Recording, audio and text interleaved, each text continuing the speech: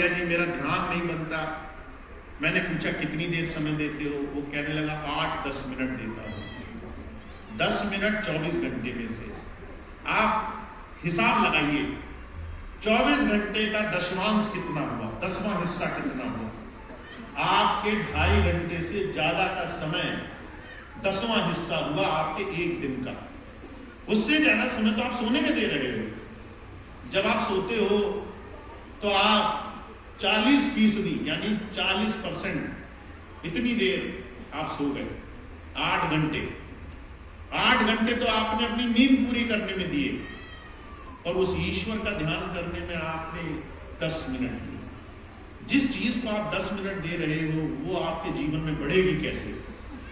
उसको आप अपने जीवन में कितना प्रेम करते हो, कितना उसे पाना चाहते हो, ये तुम्हारे समय से निर्धारित होगा। अगर तुम्हारे पास 24 घंटे और 24 घंटे में तुमने 10 मिनट दिए तो तुमने 1% अपने ईश्वर से प्रेम किया। 24 घंटे में 1% भी नहीं हुआ, इतनी देर हमने उसको सच में पाने की चाहना रखी। तो अगर हम सच में गुरु से प्रेम करते हैं, ईश्वर से प्रेम करते हैं, तो प्रेम हमारा समय निर्धारित करेगा, तुम कितना समय देते हो। अभी कुछ दिन पहले मुझे कुछ भाई बहन मिले, कहने लगे भैया जी अगर एक बार में हम 2.5 घंटे ना बैठ पाए तो। मैंने कहा क्या तुम 10-10 मिनट करके दिन में 4 बार समय निकाल सकते हो? क्या तुम सुबह उठो और तुम 10 मिनट बैठ गए, फिर तुमने नाश्ता किया, 9-10 बजे तुम खाली बैठे हो, कुछ नहीं है करने को तुम्हारे पास, क्या फिर से तुम दूसरी बार 10 मिनट समय दे सकते हो? क्या जब तुम दोपहर तुम्हारी गुजरी और तुम्हारे पास कुछ नहीं करने को, तुम दफ्तर में हो, तुम काम पर हो, तुम खाली बैठे हो, तुम धूप सेक रहे हो, क्या उस वक्त 10 मिनट खाली बैठे समय से में तुम अपना समय अपने ईश्वर को दे सकते हो? क्या रात को सोने से पहले 10 मिनट का समय उसे दे सकते हो? एक समय एक जगह बैठने की बात नहीं है। आप एक ही जगह एक टक हो करके उसमें बैठे रहो, इसका नाम ध्यान नहीं है। ध्यान एक अवस्था का नाम है। एक बार स्वामी जी से किसी ने पूछा कि स्वामी जी कितनी देर ध्यान आप करते हैं? तो स्वामी जी हंसने लगे। स्वामी जी कहने लगे ध्यान एक अवस्था का नाम है। मैं तुमसे कहूं कितनी देर तुम सांस लेते हो तो तुम क्या जवाब दोगे? तुम कहोगे मैं 5 मिनट सांस लेता हूं दिन में। तुम सांस ले रहे हो क्योंकि सांस तुम्हारी अवस्था है, जीने की कला। जैसे ही तुमने सांस लेना छोड़ा तुम्हारे शरीर में प्राण नहीं बचेंगे। ऐसे ही तुम्हारे मन की अवस्था ध्यानमय हो जानी चाहिए, यानी तुम्हारा ध्यान दुनिया से हटा और अपने आप वो उस जगह लग जाना चाहिए जहां तुम्हारी प्रीति है, जहां तुम्हारा प्रेम है। इसीलिए स्वामी जी बात कहा करते थे, आप याद करना इस बात को। स्वामी जी कहा करते थे हाथ कारबल दिल यारबल। काम करते रहो पर तुम्हारा दिल वहां लगा रहना चाहिए जहां तुम्हारा प्रीतम है। तुम्हारा ध्यान वहीं रहना चाहिए जहां तुम्हारा प्रीतम है। यानी ध्यान समय से नहीं नापा जाता। ध्यान में घंटा 2 घंटा नहीं देखा जाता। जो लोग ध्यान के समय मुझे बोलते हैं कि भैया जी हमने 1 घंटा ध्यान किया, तो मैं कई बार सोचता हूं कि इन्हें 1 घंटे का एहसास कैसे हुआ, 1 घंटे की सीमा कैसे बांधी होगी इन्होंने 1 घंटा हुआ ये कैसे नापा होगा? क्या ये घड़ी लगाकर बैठे? क्या ये अलार्म लगाकर बैठे?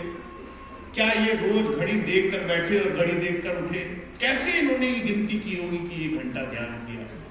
जहां तुम तौल से मौल से नापने तौलने से अपने प्रेम को आंकने लग जाओगे कि मैंने इतना किया, वहां तुम हिसाब में लगोगे, वहां तुम्हारा लेन देन सौदेबाजी का काम शुरू हो जाएगा, वहां तुम्हारा व्यापार शुरू हो जाएगा, वहां प्रेम नहीं रह जाएगा।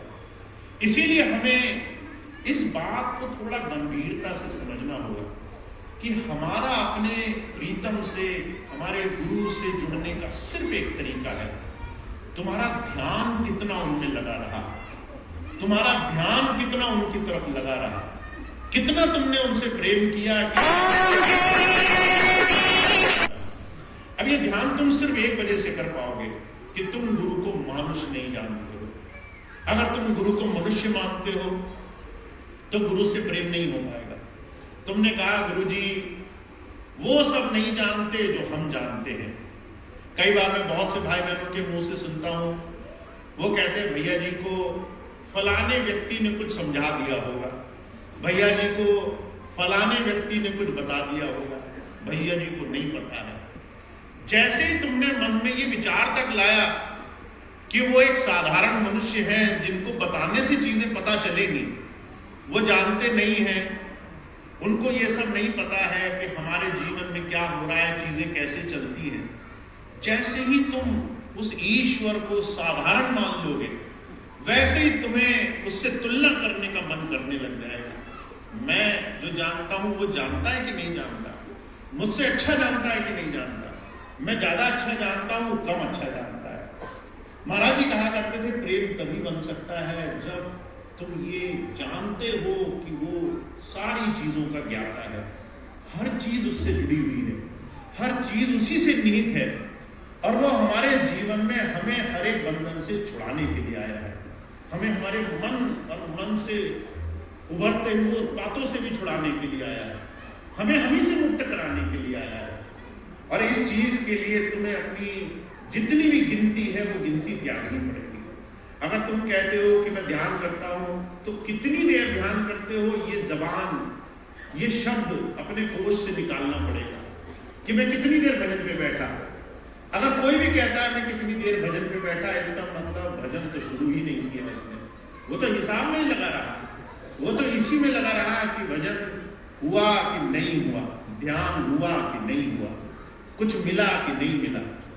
तो मैं आपको सिर्फ एक बात आज थोड़ा गंभीरता से समझाना चाहता हूं। जब भी आप अपने मालिक के ध्यान में बैठो, असीम होकर बैठो, सीमाओं से परे, तुम्हें नहीं पता तुम कितना बैठ जाओगे। अगर तुम 1 मिनट बैठे तो भी उनकी रजा, पर गिनती तुम्हारी नहीं है। तुम 10 मिनट बैठे, ये भी उनकी रजा। तुम 20 मिनट बैठे, तुम 1 घंटा बैठे, ये भी उनकी रजा। बस तुम्हारा भाव यह होना चाहिए कि तुम अपने आप को खो पाए कि नहीं खो पाए, तुम अपनी अपेक्षाओं को खो पाए कि नहीं खो पाए। जब तुमने आंखें बंद करी तो क्या तुम्हें ये लगता रहा कि मुझे कुछ दिखेगा, कुछ सुनेगा, कुछ मेरा अनुभव होगा, कुछ मुझे स्वरूप दिखाई देगा? तुम्हारी अपेक्षाएं कुछ घटी कि नहीं घटी? तुमने उनके ऊपर छोड़ा कि नहीं छोड़ा? तो जो कहा करते थे ध्यान बनने की पहली ही शर्त ये है, मन को मौन में बिठाना। आप आंखें बंद करो, मन मौन में जाने लगे, मन अपनी बातें करना बंद कर दे, मन अपने प्रश्न रखने बंद कर दे, मन चीजों को देखना बंद कर दे, मन सुनना बंद कर दे, जो दिख रहा है उसको भी पकड़ना बंद कर दे, हर चीज को खो जाने की तरफ मन जाने लगे। तो इस साल 2026 में, नए वर्ष में, अगर मैं आपको एक चीज से आपकी प्रीति जोड़ना चाहता हूं, एक चीज से आपका प्रेम जोड़ना चाहता हूं, तो वो ये कि गुरु के हो जाओ। गुरु के ध्यान को अपना लो, गुरु को ध्यान से अपना लो, उसको जब याद करो तो अपने आप को खो के याद करो, अपने आप को उस वक्त बीच में मत आने दो। अब अगर आपको ये बात उचित लगती है तो इसके लिए आपको नाम की भी आवश्यकता नहीं है। आप अगर अपने आप को खो देना चाहते हैं तो आपको कोई नाम, दीक्षा, गुरु मंत्र इसको पाने की आवश्यकता नहीं है। अपने आप को खोना तो सबसे आसान विषय है। आप आज अभी इसी क्षण करना शुरू कर सकते हैं।